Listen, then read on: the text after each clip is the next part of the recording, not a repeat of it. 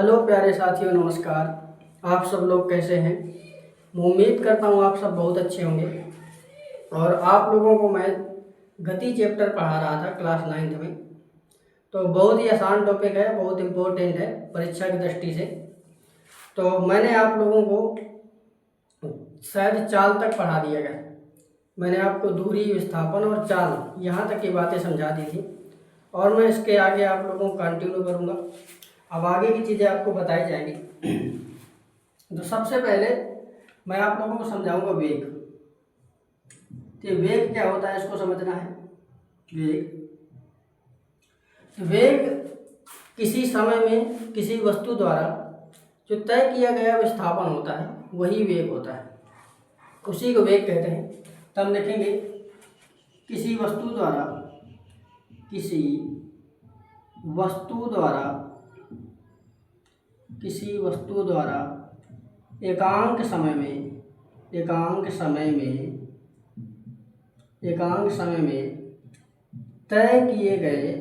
तय किए गए विस्थापन को वेग कहते हैं। तो वेग है क्या? किसी वस्तु द्वारा एकांक समय में तय किए गए विस्थापन को हम लोग क्या कहेंगे? वेग कहते हैं। इसे v से प्रदर्शित करते हैं। आप लोग याद रखेंगे किसको v से हम लोग प्रदर्शित करते हैं। अगली बात आप लोगों को याद रखना है कि यह सदिश राशि है। यह सदिश राशि है। वेग को अगर आप लोग सही तरीके से व्यक्त करेंगे, समझेंगे, तो आपको परिमाण के साथ दिशा की भी जरूरत होती है, इसलिए याद रखेंगे यह सदिश राशि। इसके अलावा इसके सूत्र के बारे में हम बात करते हैं तो हम लिखेंगे यदि कोई वस्तु, यहाँ पर हम वस्तु भी कह सकते हैं, पिंड भी कह सकते हैं। यदि कोई वस्तु या पिंड टी समय में अविस्थापित होती है। यदि कोई वस्तु टी समय में अविस्थापित होती है, तब वेग का जो फार्मूला होता है, वेग बराबर होता है विस्थापन अपान होता है समय। या वेग की जगह में अगर हम लोग v लिख देंगे, विस्थापन s हो जाएगा और समय हो जाएगा t। तो अच्छी तरीके से आप लोगों ने समझ लिया होगा कि वेग का जो फार्मूला रहता है वो s अपान t रहता है, विस्थापन बटे समय रहता है। और अगर हम आगे वेग की कुछ महत्वपूर्ण बातें समझें, सबसे पहली बात आप यहाँ पर इसका मात्रक भी लिख लेंगे। वेग का मात्रक वही होता है जो चाल का होता है। और आप बताएंगे कि चाल का मात्रक क्या होता है। तो अगर हम विस्थापन की बात करें, इसको हम मीटर से मापते हैं, और समय को मापें, अगर समय के बारे में देखें तो समय को सेकेंड से मापते हैं। तो वेग का जो मात्रक है वो मीटर प्रति सेकेंड होता है। आप इस मात्रक को ध्यान रखेंगे क्योंकि आप लोगों से यहाँ से चीज़ें पूछी जाएंगी। तो क्या आप लोगों को वेग अच्छी तरीके से क्लियर हो गया है? और इसमें एक महत्वपूर्ण बात और आप लोग नोट कर लेंगे साथ ही, कि जो वेग होता है, वेग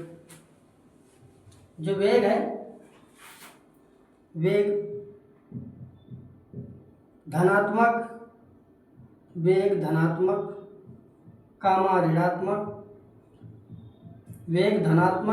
ऋणात्मक व शून्य हो सकता है।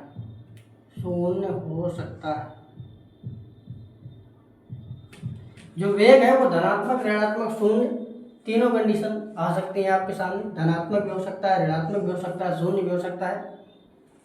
और आप लोगों को एक बात हमेशा याद रखनी है कि वेग हमेशा छोटा रहेगा, ये बराबर रहेगा चाल के। कहने का आशय ये है कि वेग चाल से सदैव छोटा रहेगा या चाल के बराबर भी आ सकता है कई कंडीशनों में, या ऐसा भी कह सकते हैं कि चाल हमेशा इक्वल रहेगी या ग्रेटर देन वेग। वेलोसिटी होती है, तो आप लोग इस बात को भी याद रखेंगे कि चाल हमेशा वेग से ज़्यादा होगी या उसके बराबर होगी, लेकिन चाल कभी भी कम नहीं हो सकती। तो आपको वेग के बारे में अच्छी तरीके से समझ में आ गया होगा, वेग है क्या, परिभाषा भी आपको समझ में आ गई होगी, और इससे जो संबंधित जो पॉइंट्स हैं वो भी मैंने मैं आप लोगों को बता दिए हैं। तो अब हम लोग जो अगली परिभाषा समझेंगे वो होगी त्वरण की। तो त्वरण क्या है इसके बारे में समझते हैं। तो आप लोग बहुत बार गाड़ियों को चलाते होंगे या चलती हुई गाड़ी में आप लोग बहुत बार सफ़र किए होंगे।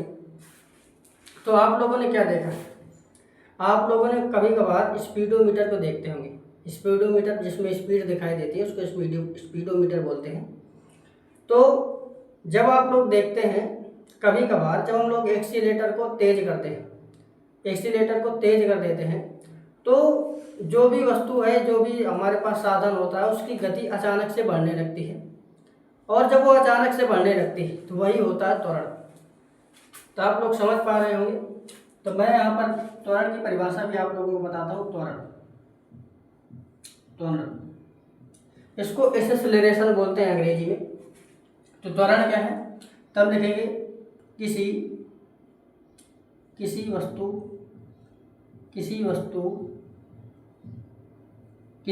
में वेग परिवर्तन की दर को किसी वस्तु में वेग परिवर्तन की दर को त्वरण कहते हैं। किसी वस्तु में वेग परिवर्तन की दर को त्वरण कहते हैं। आप लोग सोच रहे होंगे कि ये तो एक लाइन से भी अधिक परिभाषा नहीं है। देखिए क्या है कि अगर आप परिभाषा की बात करें, चाहे एक लाइन में हो चाहे 4 लाइन में हो, लेकिन हमको उससे कुछ बातें समझनी होती। तो आखिरकार त्वरण क्या है, मैंने आप लोगों को समझाया कि वेग परिवर्तन की दर, ये क्या कहलाएगी, हमारी जो है त्वरण कहलाता है। और आगे इसमें ध्यान देंगे, इसे ए से प्रदर्शित करते हैं, इसे ए से प्रदर्शित करते हैं। और अगली बात याद रखना, यह सदिश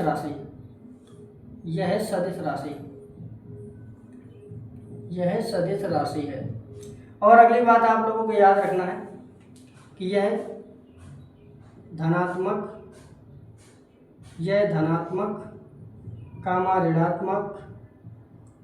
ऋणात्मक व शून्य हो सकता है। जो त्वरण है वो धनात्मक भी हो सकता है, ऋणात्मक भी हो सकता है और शून्य हो सकता है। आप इस बात को याद रखेंगे। और हम लोग अब त्वरण की परिभाषा को ध्यान देंगे। तो त्वरण की परिभाषा मैंने आप लोगों को लिखा दिया है। अब हम लोग ध्यान देंगे त्वरण का सूत्र। यहाँ पर लिखेंगे, यदि किसी